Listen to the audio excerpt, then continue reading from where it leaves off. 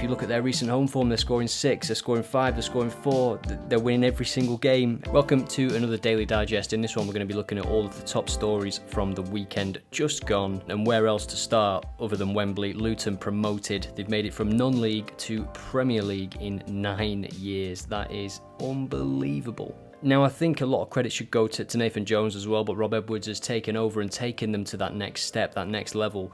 Similar to how De Zerbi's come in at Brighton and has elevated them even further than they were already with Graham Potter. Now, if you watch my prediction video before this game, I was talking about how this could be one of the tightest championship finals that we've seen in a very long time. And it sort of ended up that way, and obviously the scoreline, if you were just looking at it, you would think that. But it was more of a game of two halves. First half, Luton really could have and should have probably got another goal, given themselves a bit of a cushion. Superb job from both managers, to be honest, and this is why it was a bit of a romantic final. I think most football fans before that game would just think that whoever gets promoted, it's a great story, Luton or Coventry. And Luton, I mean, you probably saw all of the pictures of their stadium on Twitter after the game, people posting them, this is a Premier League stadium now. I think they're going to have to start development on that maybe pretty soon. It was a weekend of another titles. PSG won another title and Borussia Dortmund lost the title. All they had to do was win. They went 2-0 down in the first half, of course, and brought it back to 2-2, very late goal. But for the majority of that game, it was 2-0. They got one back around 60 minutes, 65 minutes, I think.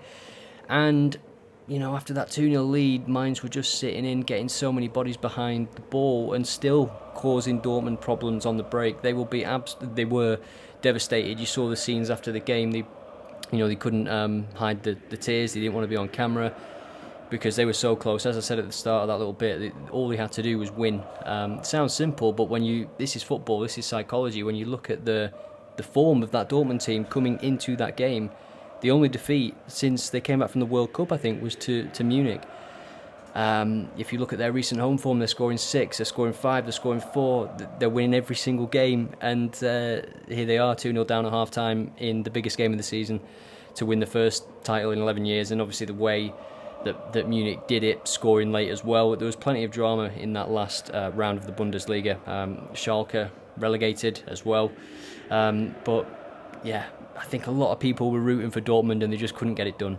PSG also clinched the title this weekend, and Lionel Messi has set a new record. He is the all-time top scorer across the 5 European leagues with 496 goals, so just shy of 500. Probably get that, won't he, before he retires, depending on where his next move is. People are saying Saudi Arabia. There's whispers of Barcelona this summer if they can shift a lot of players. You've got to think, if you're Messi at this stage, you would take a considerable pay cut, potentially. It might be that he left to help Barca because they simply couldn't afford to keep him. He's got money out of PSG, he's got success with the title now, and he's breaking records still, and he's won a World Cup this year, which is all he will care about, if we're being honest. He could go back to Barca, he could take a big pay cut if he was willing to do that to help his club, and it'd be a nice way for him to end his career, because he never wanted to leave Barcelona, did he? You could see that from his press conference when he was crying. The fans didn't want him to leave, the board didn't want him to leave, but they had no choice. The hands were tied because they just needed the money. Pelly Ruddock Mpanzu has made history. He is the first player to rise from non-league to Premier League with the same club. That might never be done again. It's never been done, so that shows how special it is. It made me think of Brett Ormrod at Blackpool, my team. I think he became the first player to score in every division after he got a goal in the Premier League for Blackpool, scored in the playoff final against Cardiff, of course. Certainly some achievement from both of those players, being at Luton all the way through. Similar to those Bournemouth players that Eddie Howe came up with, wasn't it, from League One? They still had that same defence in League One, with Cook and Francis. Really good achievement, and as I say, I don't think that will be topped in a very long time. So Kingsley Coman's impressive streak of successive titles continues. He's now won a league title in every season of his senior career, 11 in a row. He just makes the right moves, doesn't he, at the right time? And he's at Bayern Munich now, of course, and 11 years. He has never experienced a season where they haven't won the domestic league. That is just remarkable. If you're a superstitious club owner, you might be putting a cheeky bid in for him this summer. If you're Man United and you want to increase your chances of winning the title, well, just sign Coman.